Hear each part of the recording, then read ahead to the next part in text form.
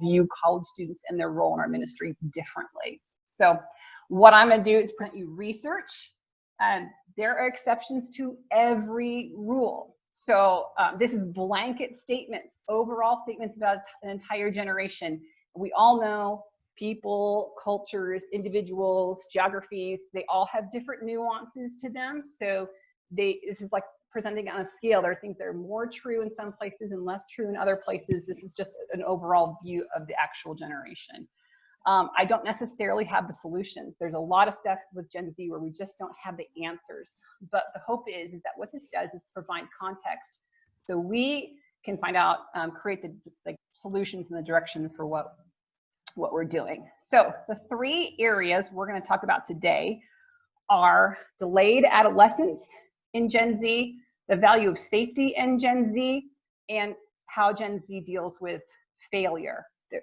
Everyone's complicated. There's a lot more things we could talk about.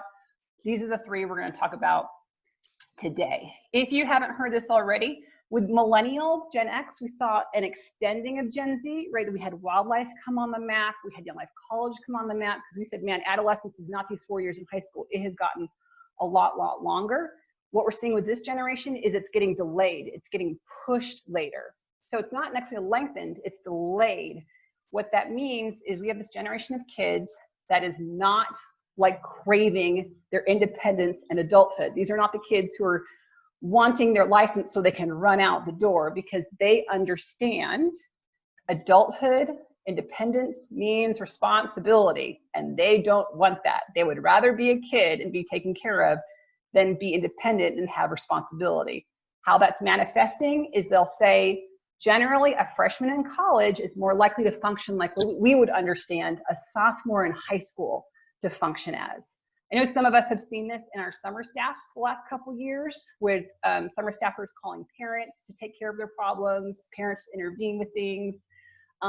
These kids are less likely to have a driver's license, but when they go to college as a freshman, they're less likely to have a driver's license. They're less likely to have ever held a job. They're less likely to have choose to live independently or register for class or apply for anything on their own. So they just have a lot less experience with adulthood and independence than we have seen in generations past. This means they have less experience to contribute to making adult decisions or taking on adult responsibilities. I realize that we were talking about our volunteer leaders here in this, and I know that we've seen a few things kind of come with different folks. What this kind of means for us is we may have to recalibrate our own expectations of what college-age leaders have the capacity and ability to do. What being 18 means something different to every single generation, and what it meant for a Gen X person is not the same as what it means for Gen Z or for millennials or for baby boomers. But we usually use our measurement. This is what I knew when I was 18. You should be able to do this when you were 18. I moved out of my house. I applied for my own scholarships. I ran my own budget. I had my own bank account. I figured out my own transportation. I bought my own groceries. You should be able to too. And that's just not what their experience has led them to do. And you mix that in with a pandemic, and it gets even more complicated kind of stuff. So that's a brief overview of delayed adolescence. The number 1 value for Gen Z, what research says, is the value of safety. They want to know they are safe. They are constantly asking this question, is it safe? And this is not actual safety, this is perceived safety. Because you can be we see this in the ropes course, right? They're actually safe. You are strapped in, but if you don't feel safe, then you are not safe. It is dangerous, this is risky, I don't want to do this. So this is actual, how do they feel safe? This is not just physically safe, emotionally, relationally, from shame, embarrassment, all these different things. This goes along with their need to be accepted and be authentic. Is this a safe place for me to be myself? Will you accept me for who I am? And the whole perception of it, this is why during COVID-19, we are kind of seeing a widespread of this. There are some people who do not feel there's a threat to their life, Gen Zers, and so they're just more annoyed. They're bored. They're like, why is this a big deal? I don't get this. And we have some who very much feel the threat, and then they're feeling that anxiety because they're like, I'm not I'm not safe. I need to be safe in this. And so that's why we see this widespread of our college students not functioning in the same place, because it's how they feel, not just how it is. For the most part, they have learned it is not safe to have conversations in a place where this culture, they call it call out culture, meaning if you misstep, you say one thing, someone can take the wrong way, you post the wrong picture, and people are going to come at you. This just happened to a friend of mine who their church was, their small group at their church was serving at a food distribution center. They took a picture close together without masks, even though the rest of the time they were apart from each other and had masks on. And what happened? They got nailed by people. And so this is what our kids are watching. This is what they see. If you say the wrong thing, you'll be called out. You'll be publicly shamed. We see it all over social media all the time. And that's how they that's how they think conversations are treated in their head. So one of the things they're looking for is shame or to be safe from shame, and to be safe from failure, and to not, so they're constantly, we're watching this. Our kids are more and more walking on eggshells because they so much want to be safe. This does put an unwarranted burden on all of us to be a safe place for leaders to process and ask questions. I say unwarranted because it's going to take extra effort for us to prove that we are a safe place for kids to talk and ask questions, way more than we think is needed, and unwarranted because you are probably, likely, hopefully, a safe place. And for you to prove that consistently over and over and over and over and over again, it's going to feel tiring and exhausting, and because the burden is on you to make someone feel safe, not for you to be safe. Those are two different things. I am a safe person, but I have to make you feel like I'm a safe person, and that's where the burden kind of comes in there. Let's see, failure. Woo, failure. None of us love failure, but this generation actually believes they will fail at the things they try to do. And so some of you have heard this statement when you go through leader training with our college students and you sit in front of them and do a final interview and they say, you know, when I do things, I want to do them 100% because integrity, right? Very important. Do what I say. So if I can't do this as 100%, then I'm not going to do it at all. This very all or nothing thing. The problem is it's not that they are choosing something else to do. It is they're more often than not choosing nothing to do.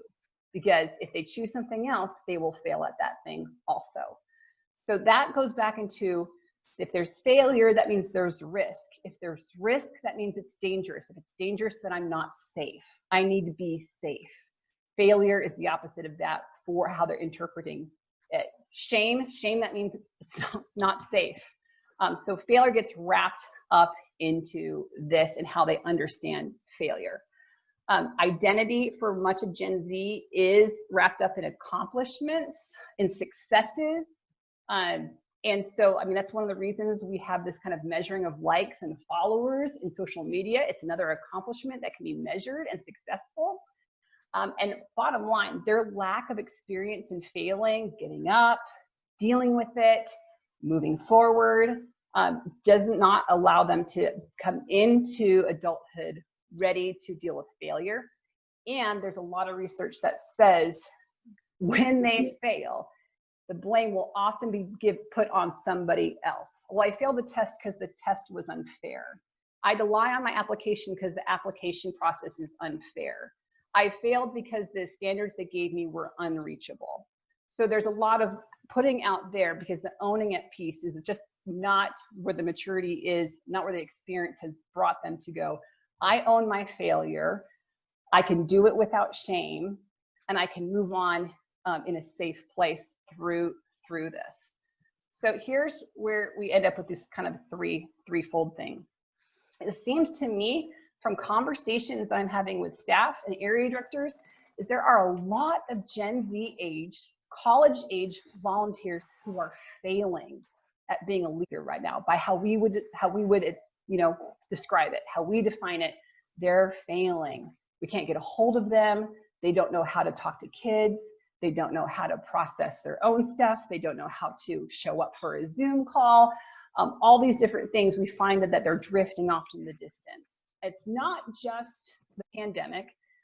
If they do not feel safety from shame, they're going to drift off into the distance. They do not want to confront that shame, so they're just going to drift off into the distance. They don't want to feel like they have to be an adult or responsible. They will drift off into the distance. And I've even seen this, if it takes, because they live in a world that has immediate responses, right? Like their friends get mad at them if they send a Snapchat, they didn't respond right away, then it's like, what's your problem? Why do you hate me? And blah, blah, blah, blah, blah, this goes on. That there's this kind of inside message in their head that even if you take too long to respond to someone, you are failing at that and you have conflict you don't even realize. So there's even shame of, maybe you reached out to a leader a couple weeks ago and they haven't, they never responded. I've heard that side conversation where they're like, oh man, Scott called me like 2 or 3 weeks ago and I haven't called him back. And now it's been too long and I don't want to call him because it's so embarrassing. And so then they just kind of back away. They lack that piece that says, it doesn't matter. You just call back and they'll be glad to hear from you. And even if they are mad, you deal with that in the conversation. Those kind of relational skills are what are missing in that for this stage of life at this moment for this generation. So this also doesn't even tap into what we know largely about this generation is underlying issues with depression, anxiety, mood disorders that are rampant across the board in this generation. And so we didn't even deal with those in this conversation. These are just 3 other pieces that are going on. So we mix all that, you mix that with a pandemic, and this is where you get to Tanias' theory. This is no longer research. This is just what I look at this. I look at our college age leaders. Where are the opportunities to do this? If I continue to think of my college age leaders the way I have in the past, I will set them up for failure. They cannot meet the expectations that I had given people in the past. Jake's on this, and he knows even just as a high school student, the level of commitment that he was able to fulfill as a high school student, as leader, is not the same level of commitment a college student today is able to fulfill, just with our make and model. We all have different stuff. Every generation has different stuff we're dealing with. Okay, so here's the deal. Part of our discipleship is failure is not just a part of our journey, it's actually a part of our theology. What's one thing we tell kids when they want to meet the Lord? They want to give their life to Christ and they're not sure. You go, hey, the first thing we do is admit that we failed. We can't do this. There is no way to be good, quote unquote, good enough, earn your way to the Lord. We first confess our failure. Confession is a part of our theology because it's a regular admittance that we are failing. Repentance is a confession of failure because we are recognizing that this was the wrong way and I got to turn and go the different way. Failure is actually a piece of what we believe is a part of our journey in Christ. I had a Greek tutor who happened to be a Greek professor, and he's sitting with me in a coffee shop helping me learn ancient Greek for my Intro to Greek class. And I am so frustrated and I'm making mistakes in front of him, and I felt so embarrassed. I felt so stupid. No one likes feeling stupid. And I'm in front of someone who does this for a living. And the best thing he ever said to me was he stopped, he goes, that's okay. That's how we learn. And he gave permission to make mistakes because mistakes are actually part of the learning process. Mistakes is how we develop as a person, as a follower of Christ, but we rarely give permission to ourselves to fail, make mistakes. This is actually how we learn and move forward. They're part of what we need to move forward. This could be something as easy is to start a conversation with one of your college age leaders or college students that starts with, oh my gosh, I went to this Zoom call that talked about you. I want to get your perspective on what people are saying about your generation. And it's funny because people love talking about themselves. So you say, can we talk about you? I want to get your thoughts on this. People more often than not have leaned in. I'm not kidding. I have led people to Jesus by saying, hey, I'm supposed to practice sharing Christ like in a one-on-one setting. Can I practice on you? And that permission, they're like, okay. And then you get to share Christ in this kind of setting. You get to start a conversation with someone about how they're understanding, how they're doing, their sense of safety, their sense of failure, those kinds of things, by not making it about them, but saying, someone else is saying this about you. What do you think of that? I've personally had very interesting conversations with high school students and college freshmen as we go, this is what people are saying. What do you think? And have them respond back. The other thing is this, none of us have the capacity with the amount of people that we are caring for in this season, donors and family members and staff and committee and leaders and kids. We have a very limited number. Like there's a stopping place where we go, I cannot pursue every single person. And so there is a discernment piece of this. Are there certain names the Lord puts on your heart? Or is it also seeing who just is available? Who's responding to me? Who is the Lord asking me to chase? Who is the Lord putting in front of me that I can pay attention to? We are in leadership development constantly. That's what we do in Young Life Ministry. We're always developing leaders, from our 6th graders to our Capernaum friends to our teen moms, called like the whole gamut. We're constantly developing people. We just need to move our expectations of what we think they know, what we think they're capable of, what they should be able to do. We just have to move that a few steps backwards, readjust to their reality, and then move forward with them from that point. So what I'm going to do is, this is like a nerd, these are some of the references that this is pulling from, this information is pulling from. What's not listed on this is a book called GenZ Goes to College, which is it's a good book. I just didn't happen to pull anything specific from that book for this PowerPoint presentation, which is why it's not listed on here.